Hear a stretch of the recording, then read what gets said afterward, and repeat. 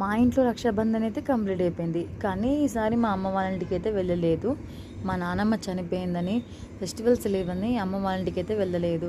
ఇంకా చెల్లి కూడా వాళ్ళ తాత చనిపోయాడని కూడా తను కూడా వెళ్ళలేదన్నమాట. ఇంకా ఇంటి దగ్గర ఉన్న అన్న వాళ్ళకైతే రాఖీ కడదామని నేను మా చెల్లి ఇద్దరం వెళ్ళి రాఖీ అయితే కట్టేసామన్నమాట.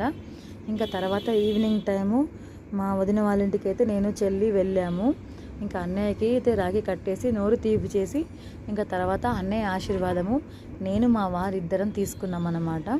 ఇంకా తర్వాత చెల్లి కూడా తను రాఖీ కట్టేసి తను కూడా అన్నయ్య నోరు తీపి చేసి అన్నయ్య ఆశీర్వాదం తీసుకుంది. నిజంగా చాలా హ్యాపీ అనిపిస్తుంది కదా ఇలా చేస్తుంటే. ఇంకా తర్వాత వదిన కూడా మా ఇద్దరికి బట్టలు పెట్టిందనమాట. కానీ నేను తర్వాత పెద్దన్నయ్య వచ్చాడని చెప్పి ఇక పెద్ద దినటికి అయితే వెళ్ళాము. ఇంకా అన్నయ్యకైతే రాఖీ కట్టేసాము నేను చెల్లె ఇద్దరము.